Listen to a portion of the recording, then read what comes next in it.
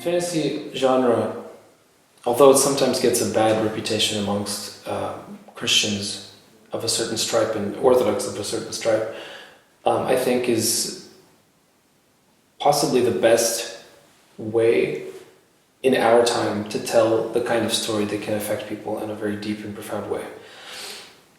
The reason I think that's the case is because good fantasy speaks in archetypes and fairy tale tropes, and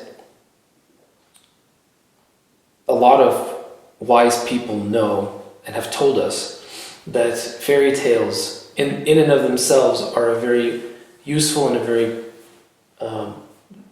deep method of storytelling. In particular, somebody like philosopher Ivan Ilyin, an early 20th century Russian emigre philosopher, who speaks about it almost as a kind of incantation that reaches profound levels of the human heart, bypassing the rational and sometimes destructive part of the brain that gets in the way of feeling, that gets in the way of intuiting profound truths by deconstructing them with your logical brain. Fairy tales, because of the repetitive nature, because they oftentimes repeat things over and over again, tend to speak truths in a way that's intrinsic, I think, to the human brain and to the human heart and to the human existence. Fantasy, when it uses those same tropes or uses those same tools that fairy tales have, tends to be very effective. I think it's a storytelling device, especially now. So it used to be maybe in the 19th century days of Dostoevsky and Tolstoy and Jane Austen and George Eliot that you could tell a realistic fiction story in a way that would make people sit up, take notice, and actually change themselves and change the world around them. This was what we see a lot of good social changes that came about in England, particularly as a result of Charles Dickens' novels, for example, because he showed the plight of the poor in such an effective way. But realistic fiction seems to have come to a point nowadays, especially in our time, that it no longer, the writers who write realistic fiction don't seem to be interested all that much in telling the kind of story that can affect an internal change in the reader towards a positive direction. It seems to be an exercise in style over substance, art for its own sake. Especially if you look at particularly, I mean, I'm making a generalization, of course, but oftentimes realistic fiction seems more interested in showing off than it is in inspiring people to do something with themselves.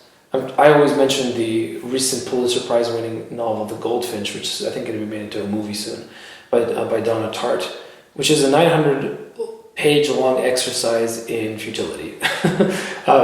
It's a beautifully written exercise in futility, but the characters are terrible. All they do is repeat the same mistakes over and over again and then complain about it loudly. Just a lot of whining. Plus, there's another problem. If we as Orthodox or Christians in general, in a culture that's increasingly becoming post-Christian and even anti-Christian, are interested in showing our worldview to others, realistic fiction is not a particularly effective way of doing that for people who are already have their hackles up when it comes to the Christian message. So if they think most people think that you're telling a story about being Christian, they'll just turn off. They're not going to be interested because they think they're being preached at. It can be done, of course, and there are some authors who do it very well. But Ursula Le Guin makes the point that that speculative fiction and fantasy, I would say fantasy in particular, is a much more effective way of telling those difficult truths because people are not as much on guard against being preached at in fantasy because it's just a story, right? Or people are just telling us something about some imaginary world somewhere, right? So it's not about this world. Although, of course, they know it is, and all good fantasy writers will tell you that what they are actually writing about is today, is the human experience in this moment in time.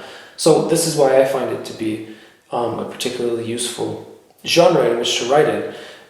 Because you can tell people, you can show people something beautiful, and it'll be, ideally, if you can do it right, done in such a way that they kind of perk up and start paying attention and think, oh, I really like the the feel of this thing that he's giving me. I wonder why. And then maybe those readers will go further and start finding out about the author of me, and realize that this story vision comes out of a larger worldview that is rooted in Christianity.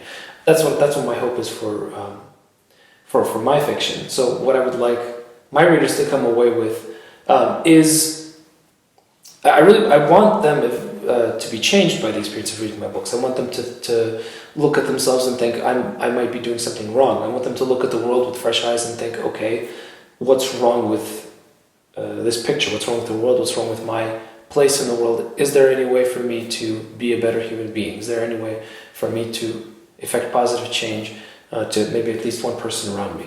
And ultimately, I hope that people have a pleasant experience reading, because it's not just, I'm not writing sermons, I'm writing fiction. And I want people to, as my father describes the experience of reading Tolkien as a caress on the soul.